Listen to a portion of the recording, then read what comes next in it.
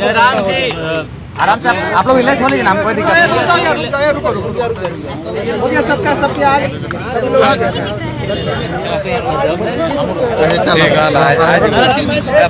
आप ही थोड़ा पीछे गवर्नर से मिले। जी हाँ, 2 सप्ताह पूर्व ही हमने अपने संगठन के माध्यम से महामहिम को आवेदन दिया था कि आपसे झारखंड की ज्वलंत विषयों के संबंध में मुलाकात चाहते हैं और बातचीत करना चाहते हैं। आज 2 सप्ताह बाद कल ही शाम को यहाँ से कॉल आया था कि आपकी जो मांग थी गवर्नर साहब से मिलने की, उसे स्वीकृति प्रदान की गई है। उनके आदेशानुसार हम लोग आज सुबह दोपहर के 2 बजे यहाँ हमारा आगमन हुआ, उनसे बातचीत हुई झारखंड के विषयों पर। मुद्दे बड़ी मुद्दे हैं, बहुत विस्तार के साथ बातें हुई, उन्होंने काफ़ी समय दिया। सबसे पहले आदरणीय महामहिम का धन्यवाद। सबसे पहला मुद्दा है खतियान आधारित स्थानीय नीति। आज हिंदुस्तान की बात करें तो 28 में से 18 राज्य ऐसे हैं जहां खतियान के आधार पर स्थानीय नीति है। भारत देश एकल नागरिकता की बात करता है, सिंगल सिटीजनशिप। हम सभी यहाँ जितने लोग हैं, हम लोग भारतीय हैं, हम लोग इंडियन है, ये हमारी नागरिकता है। लेकिन हमारी स्थानीयता अलग अलग होती है, उसे हम लोग डोमिसाइल कहते हैं, जिसे हम लोग हिंदी में स्थानीयता कहते हैं। और ये राज्य तय करता है। देश नागरिकता तय करती है, लेकिन राज्य स्थानीयता तय करती है। तो हम लोग वही मांग करने आए थे कि झारखंड के स्थानीय कौन है। 22 वर्षों में आज तक नियम नहीं बन पाया है, 22 वर्षों में आज तक कानून नहीं बन पाया है, विधेयक नहीं बन पाया है कि आखिर झारखंड में झारखंडी कौन है, यहाँ के डोमिसाइल किनके पास होगा, क्या क्राइटेरिया होगा, उनका आधार क्या होगा। यदि नहीं तय होता है तो निस्संदेह आने वाला जो भविष्य होगा वो अंधकारमय होगा झारखंड का। इसके मैं बहुत सारे उदाहरण आपके सामने रख सकता हूँ। कई ऐसे विधानसभाएं हैं, मैं चूंकि रिपोर्ट मेरे पास कागजी नहीं है इसलिए मैं इनडायरेक्ट कहना चाहूंगा, कई विधानसभाएं हैं, दर्जनों विधानसभा ऐसे हैं जहां लाखों अवैध वोटर आईडी हैं। उन्हीं के कारण आज मुख्यमंत्री अगर अपने बयान से पलट रहे हैं तो उनका सबसे पहला कारण है अवैध वोटर आईडी। वे जान रहे हैं उनके पास जो विधायक हैं वे कहीं ना कहीं अवैध वोटर आईडी के दम पर यहाँ पर चुनकर आए हैं। और यह क्या असंवैधानिक मामला है। आप एक व्यक्ति 2 सीटों से विधानसभा चुनाव लड़ सकता है, 2 सीटों से संसद का चुनाव लड़ सकता है, लेकिन एक व्यक्ति वोटिंग एक ही जगह पे कर सकता है। ये संवैधानिक है, ये कानूनी है। पर झारखंड राज्य मुझे लगता है एकमात्र ऐसा भारत का राज्य है जहां लगभग 30-40 लाख लोग अवैध वोटिंग करते हैं। और ये अगर आपको प्रमाण चाहिए, आप लोग मीडिया के कर्मी हैं, आप कभी चुनाव के समय हमारे साथ आइए, आपको प्रमाण सहित देंगे।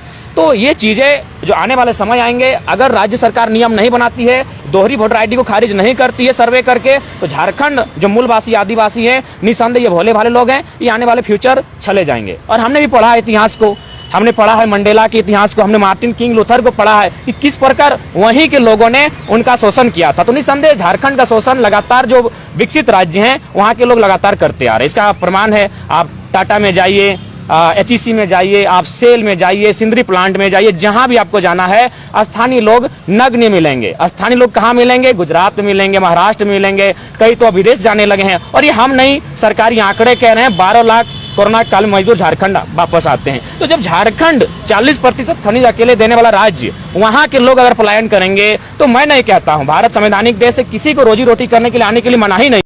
यहाँ के संसाधन मेरे और हक अधिकार अन्य राज्यों का, यह बेईमानी है, यह असंवैधानिक है, यह गैर कानूनी है। हमारी लड़ाई न्याय संगत है और बिल्कुल विधि पूर्वक है।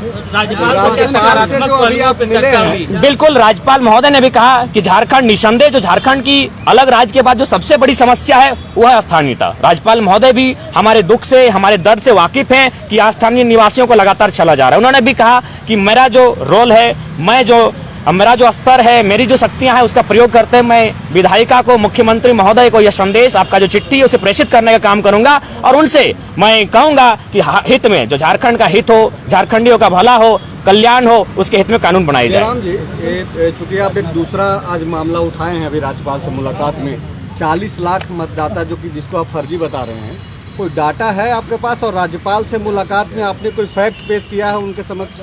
मैंने पहले कहा कि इसको हम अनुमान कह रहे हैं, इसको हाँ डाटा इसलिए नहीं है। अब किस बात का डाटा का जिक्र करते हैं? कहा गया है ना, डॉक्टर अंबेडकर ने भी कहा था कि संविधान अच्छा भी होगा, संविधान बुरा भी होगा, चलाने वाले पे निर्भर करता है। अगर चलाने वाला अच्छा होगा तो संविधान अच्छा चलेगा, चलाने वाला अगर बुरा होगा तो संविधान बुरे रास्ते पर जाएगा। उदाहरण तो आप किसका देखिएगा? आंकड़े, सरकारी आंकड़े सही छापते कहाँ है? आप जाइए, लगा रहे हैं पूरे झारखंड में वैसे लोगों पे जो कि बाहर से आकर के रह रहे हैं। क्योंकि आपका सवाल तो उन्हीं के ऊपर जा रहा है, तो अगर वो फर्जी मतदाता हैं झारखंड में, चूंकि अगर दूसरे स्टेट के भी मतदाता हैं और यहाँ पे भी मतदाता है, तो आप चूंकि पीएचडी भी कर रहे हैं जी, मैं हाँ बिल्कुल बिल्कुल बिल्कुल मैं क्लियर कर देना चाहूंगा, पेपर कटिंग के माध्यम से क्लियर करना चाहूंगा। आप एक 4 साल या 5 साल पहले का पेपर कटिंग है। एक मित्र हैं जो उनका निवास है पड़ोसी राज्य में, क्योंकि मैंने काफी स्पष्ट कहा कि मेरी लड़ाई किसी राज्य से नहीं है, झारखंड के अलावा जो भी राज्य के लोग यहाँ रहते हैं और अवैध रहते हैं उनसे है। तो उन्होंने स्पष्ट अपने सोशल साइट में लिखा कि मैं अपने राज्य में मतदान करने आया हूँ, बहुत खुशी हुआ। वो सोशल साइट में लिखते हैं, फिर वे क्या आते हैं, अपने धनबाद आते हैं और धनबाद में आके फिर चुनाव लड़ते हैं। जब ट्रोल होता है पुराना पोस्ट डिलीट करते हैं। तो है, हमारे पास प्रमाण है, लेकिन चूंकि सरकारी प्रमाण नहीं है, क्योंकि सरकार जी नहीं, वह आपका त्रिस्तरीय चुनाव है। अगर आप जानते हैं संवैधानिक, तो त्रिस्तरीय चुनाव वही लड़ सकता है जो वहाँ का निवासी हो। विधानसभा और लोकसभा कोई कहीं भी लड़ सकता है, त्रिस्तरीय चुनाव कोई कहीं भी नहीं लड़ सकता है। आपको जानकारी होनी चाहिए। स्थानीय नीति का क्या आप यहाँ पे मांगते हैं? स्थानीय नीति खतियान के आधार पे बने, वो 1932 हो, क्या हो, कानूनी समीक्षा हो, कानूनी समीक्षा हो, मुख्य आधार मुख्य केंद्र बिंदु 1932 को माना जाए, कानूनी समीक्षा हो, आयोग गठन हो, सरकार उस पर निर्णय करे, चर्चा करे, परिचर्चा करे। आप बोल रहे हैं, एक एक करके आप जो बोल रहे हैं जयराम जी कि कानूनी समीक्षा हो, आप ही की बात को मुख्यमंत्री ने सदन में कहा कि हम लोग कानूनी समीक्षा कर रहे हैं और इसको पढ़ लिख रहे हैं। तो जब मुख्यमंत्री की ही बातों को आप दोहरा रहे हैं, तो फिर अब राज्यपाल से मिलने की क्या जरूरत है? राज्यपाल से मिलने की आवश्यकता इसलिए है कि राज्यपाल, केवल राज्यपाल ही नहीं, इनके पास एक संवैधानिक दायित्व है। ये चांसलर होते हैं, ये पढ़े लिखे व्यक्ति होते हैं। विधानसभा के लिए कोई नियम नहीं है कि व्यक्ति पढ़ा लिखा हो कि नहीं हो, वह व्यक्ति, उसके लिए क्राइटेरिया नहीं है। राज्यपाल का एक अलग क्राइटेरिया है, ये समझेंगे, भी राज्यपाल बने हैं, ये समझेंगे, पता होगा, ये चांसलर लोग हैं, ये एकेडमिक पर्सन होते हैं मुख्यतः, एक दो अपवाद हो सकता है, तो ये समझेंगे हमारी भावनाओं को। और चूंकि मुख्यमंत्री ने बयान आपके सदन के भीतर दिया है कि हम लोग अगर विधेयक बनाएंगे तो न्यायपालिका उसे खारिज कर देगी।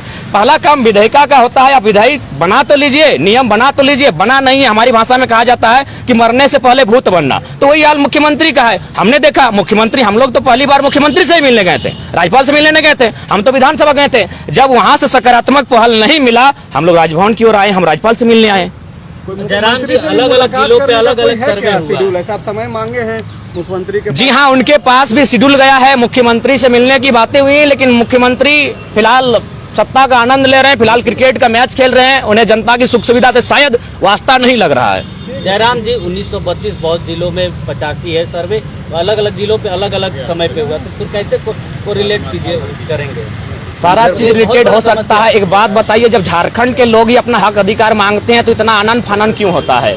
सभी राज्यों का अपना पहचान है, तब कोई आनंद फानन नहीं होता है। सभी राज्य के लोग जी खा रहे हैं, कोई आनंद फानन नहीं होता है। जब झारखंड के लोग ही अपना अधिकार मांगते हैं तो आनंद फानन क्यों? आज एक बात बताइए, 1900 आप 2000, बहुत से लोग कहते हैं कि 2000 को कटअप माना जाए। एक बात बताइए, 2000 को कटअप कैसे माना जा सकता है? झारखंड एक औद्योगिक क्षेत्र रहा है, यहाँ के लोगों का आगमन, कोयला का जैसे ही उदय हुआ, लोगों का आना जाना शुरू हो गया, वे लोग यहाँ रहने बसने लगे। अगर आप 2000 को कटअप मानते हैं तो इससे क्या होगा? जो यहाँ के मूलवासी है, जिनका यहाँ के सिवा कुछ नहीं, उनके साथ नाइंसाफी होगी। इसलिए 2000 को, उस दिन को कटअप नहीं माना जा सकता। अच्छा ठीक है, अगर आप उसको कटअप मानते हैं तो एक बात बताइए, उसमें तो लोग फंस जाएंगे जो लोग उस 2000 को कटअप मानने कह रहे हैं, क्योंकि जिस समय 2000 में झारखंड अलग हुआ, अगर एक भाई धनबाद में था तो दूसरा भाई जम्मू में था, आप क्या कीजिएगा? उस समय क्या कीजिएगा? अगर पति धनबाद में था तो पत्नी भी आपका अलग राज्य में थी, उसको कटअप माना जाए? पॉसिबल है? नहीं है। वे कमाने के लिए आए हैं। उसके बाद भी उन क्षेत्रों में आप निवास कर सकते हैं जो सीएनटी में नहीं आता है, जो एसपीटी में नहीं आता है, जो 9वीं अनुसूची में नहीं आता है, वहां आप निवास कीजिए। अगर आप 9वीं अनुसूची का उल्लंघन करते हैं, सीएनटी को वायलेंट करते हैं, एसपीटी को तोड़ते हैं, तो हम तो गुनहगार नहीं है, असंवैधानिक तो आप हैं जो लोग इस कार्य को कर रहे हैं।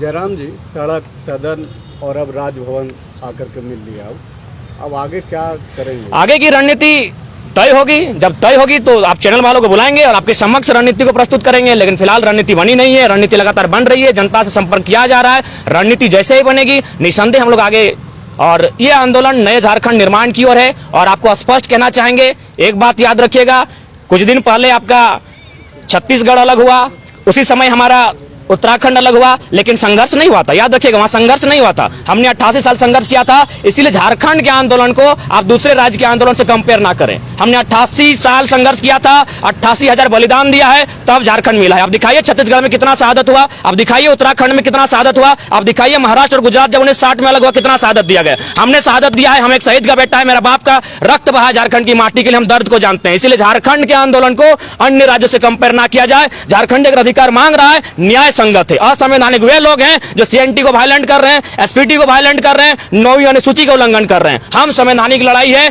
क्योंकि मैं पुनः रिपीट करूंगा, भारत एकल नागरिकता की बात करता है, नागरिकता देश देता है, स्थानीयता राज देती है। हमारी स्थानीयता क्या है, हमारी डोमिसाइल क्या है, कौन है झारखंडी, ये सरकार को, विधानसभा को तय करना होगा, जो अभी तक तय नहीं हो पाई है। हुई है तो कहीं ना कहीं उसमें साजिश से षड्यंत्र की बदबू आ रही है, उसे मिटाकर खतियान के आधार पर ही नीतियां तय हो, तभी झारखंड बचेगा। नहीं तो फिर आने वाला दिन जो हाल कभी निग्रो का था, जो हाल मंडेला के देश में मंडेला के लोगों का था, मार्टिन लूथर किंग का था, जो बात जोमो केन्याटा ने, शायद नाम कंफर्म नहीं हो पा रहा है, लेकिन मानता हूं जोमो केन्याटा ने कहा था कि अफ्रीका के आदिवासी जब क्रिश्चियन का आगमन हुआ, उनके हाथों में बाइबल थी, हमारे पास जमीनें थी, हमारे हाथों में बाइबल आ गई, जमीनें चल गई उनके पास। तो वही हाल झारखंडियों का हुआ है। जो लोग मांगने आए थे वे लोग आज करोड़पति नहीं अरबपति बन चुके हैं, और झारखंड के मूलवासी हैं आज दर दर की ठोकरें खा रहे हैं। उदाहरण के लिए चांडिल का डैम 60,000 एकड़ जमीन अधिग्रहण किया गया, 1.5 रुपया डिसमिल। कहाँ इतना बड़ा अन्याय हुआ है बताइए, रिपोर्टर हैं आप लोग। 1.5 रुपया डिसमिल जमीन लिया जाता है, 1.5 रुपया डिसमिल में 60,000 एकड़ डिसमिल, यानी 60 गांव को उजाड़ा गया है। आइए रिपोर्टिंग कीजिए वहां जहां रिपोर्टिंग करना है, पार्वती कांड को रिपोर्टिंग कीजिए, हत्या को आत्महत्या बनाया जाता है, कंपनी को एक उंगली नहीं कर पाती प्रशासन, वहां रिपोर्टिंग कीजिए। जब झारखंडी स्टूडेंट हक के लिए मांगते हैं तो आप लोग घुमाते हैं क्यों है? झारखंडी सही है और सही ही है, चाहे लड़ाई जितनी लंबी पड़े हम लोग लड़ेंगे। कोई आंदोलन नहीं बटा है, कोई आंदोलन नहीं बटा है। तो आप यहाँ राज्यपाल से मिलने कहाँ क्या हो रहा है? स्टेट गेस्ट हाउस में कई आंदोलनकारी बैठकें कर रही हैं। देखिए एक बात पहला आपको तय करना होगा, हमारी जो टीम है एक जगह सब नहीं आ सकते हैं, कोई गोड्डा में रहता है, कोई कोल्हान में रहता है, पॉसिबल है। हम लोग छात्र हैं पढ़ने वाले, हमारा जिम्मा है गोड्डा वाले गोड्डा में जगह है, संथाल परगना वाले दुमका वाले दुमका में आंदोलन करें, राज्य में हर जगह आंदोलन होना चाहिए। जब समय आएगा सब एक मंच पर दिखेंगे, दिग्भ्रमित करने का प्रयास ना किया जाए। ये झारखंड खतियानी की लड़ाई है, सब खतियानी एक मंच पर है। जयराम जी, आपके आंदोलन पर सवाल नहीं है, आंदोलन आपका हक है, आप कर भी सकते हैं। अभी आप जो एक बात बोले, एक सेकंड पहले साहब बोलिए, आपका सवाल क्या था? जी का जो बयान आया है उसको किस तरीके से, क्या बयान था उनका, जरा बताइए। कोर्ट में वापस आ जाएगा। ठीक है, आप खतियान आधारित स्थान नीति बनाइए और नियोजन नीति में एक लाइन लिखिए कि जो झारखंडी है वही लोग इसको दावा कर सकते हैं, और दावा किस आधार पे करेंगे? आवासीय स्थानीय के आधार पे करेंगे, बात खत्म हो जाएगी। अरे 2 लाइन तो नियोजन नीति में जोड़ना ही है। आपका सवाल? एक सवाल आपने बोला कि आदिवासियों के हाथ में दूसरे प्रदेशों में जो है बाइबल थमा दिया गया, दूसरे प्रदेश नहीं, गलत सुना आपने, केन्या का बात कहा है। आप लोग दिग्भ्रमित ना करें। सुनिए ना, आपको कोई दिग्भ्रमित नहीं कर रहा है जयराम जी। नहीं, आप मीडिया वाले हैं, आप लोग गलत क्यों कह रहे हैं? हम दूसरा प्रदेश का बात हमने नहीं कहा है। केन्या को ही, हाँ केन्या को मैंने कहा, लेकिन अब झारखंड में भी ये चीजें देखने को मिल रही है। आप जो केन्या की बातें बोल रहे हैं वो तो झारखंड में भी देखने को मिल रहा है। देखिए बाइबल यहाँ भी थमाया गया। इसका मुझे जानकारी नहीं है। मैंने चूंकि मंडेला का उदाहरण दिया, मैंने चूंकि मार्टिन किंग लूथर का उदाहरण दिया, मैंने इस पर स्टडी नहीं किया है। जब मैं स्टडी करूंगा इस विषय पर बात करूंगा। चलिए ठीक है। वीडियो आपने जारी किया था, जी, आपका एग्जामिनेशन है, आंदोलन से दूर हो रहा है, क्या वो वीडियो सत्य है? हाँ जी, एग्जाम था, एग्जाम का पेपर हम लिख चुके हैं, मेरा सेमिनार था उसको भी प्रेजेंट कर चुके हैं, और फिर मेरा 15 या 20 दिन बाद फिर से सेमिनार प्रेजेंटेशन होगा। लेकिन आंदोलन चलता रहेगा, मेरी भूमिका होगी, मेरा समय रहेगा, हम आएंगे आंदोलन करेंगे, क्योंकि आज झारखंडी नहीं लड़ता है तो निस्संदेह कभी लड़ नहीं पाएगा। चलिए धन्यवाद सभी का। एक मिनट